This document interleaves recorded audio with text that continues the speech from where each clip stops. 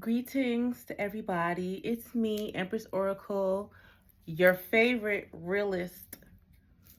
I already know it says sexiest spiritual advisor, but no, for real though. I just want to talk to y'all real quick. Okay, November 5th is swiftly approaching, and I see a lot of people who are ignorant to what's really going on in the world, who have their opinions, which is okay. Everybody is entitled to their opinions. However, it's very important, especially for the Black community, especially for all minorities, at this point in time, to vote. If you've never voted before, please take your time out of your day and go register to vote, because this is literally the difference between life and death. I understand a lot of people do not like either of the election choices. However, as I told you guys previously, it's not about who you like. It's about choosing the lesser of two evils, because you have to start somewhere. What a lot of people fail to realize is that they are blaming a lot of what former President Trump, a lot of the fuckery that he did. They're blaming President Biden and Vice President Harris for the clusterfuck that he created. Okay? What you have to understand is it takes years, it takes time to make change. And all of the good that President Obama did when Trump got into office, he did his damnedest best to uproot. Is that a word? Disrupt all of that, and chaos ensued. Chaos, genocide, and just a lot of unfair things ensued. And then basically he just made a big kerfuffle and then left President Biden and Vice President Harris to clean up the mess. Unfortunately, it seems as though a lot of people suffer from short-term memory loss, because a lot of people apparently do not recall all of the negativity, death, pestilence that ensued in Trump's wake, and they choose instead to blame it on who was left to pick up the pieces from the disaster and worldwide catastrophe that ensued after his presidency. And also too, it appears as though America truly has sold their soul. The majority of the people whose voices would count the most, whose votes that we need the most, have already sold their souls for the dollar. So they're not looking at healing. They're not looking at fixing what has already been messed up. Instead, they would rather go and sell their souls for a stimulus check, for some Jordans, for fixed ice cream machines in all McDonald's. That says a lot. It's sad and it's unfortunate that our vibration, no, not our, that you all's vibration has dropped so low to where you would rather put short-term material comforts ahead of building a safe space for your generations to grow. You guys are not realizing the depth of what has gone on in politics, because a lot of people are only worried about the almighty dollar, the same dollar that is breaking us right now. You cannot have positive change with an ineffective leader. And that is what everybody needs to understand. People, how easily and how quickly we forget. The amount of loss, the amount of turmoil, the amount of pain that was caused during Trump's presidency will remain in history. You have to realize he's a modern day Klansman. What do you think is going to happen to us if he gets back into office? I'm not speaking to the Uncle Toms.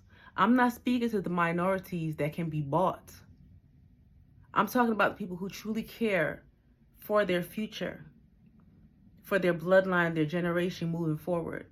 I'm talking about the people who truly care about progress. Because while Trump was in office, we regressed. We have fought too hard. Our ancestors have fought way too hard for rights that he has taken away from us. And they, I'm positive, are rolling around in their graves right now as I speak when they see what is going on. How is it that so many people can be swayed by a few bucks? Is that worth your freedom? Is that worth your life? Neither of us know either of the presidential candidates personally. However, the proof is in the pudding. When you list the pros and the cons of what has been achieved and what has been lost between the two, it's very clear. And the fact that some people choose ignorance and the almighty dollar over our lives, our freedom, our health, our wellness, our safety, our security, this is not what our ancestors fought for. This is not, majority of us who are in the United States have an immigrant bloodline. Our ancestors did not come here for this. They did not. And it's just a shame that so many people choose not to see the forest for the trees at such a vital and critical time in life. This right here will either make or break history. We need to understand that. If you are a woman, if you are a minority, hell, if you make less than 6 figures, this message is for you. Okay? America, we're not making any progress. We keep taking 2 steps forward and 6 steps back. And then we wonder why the world is in a clusterfuck.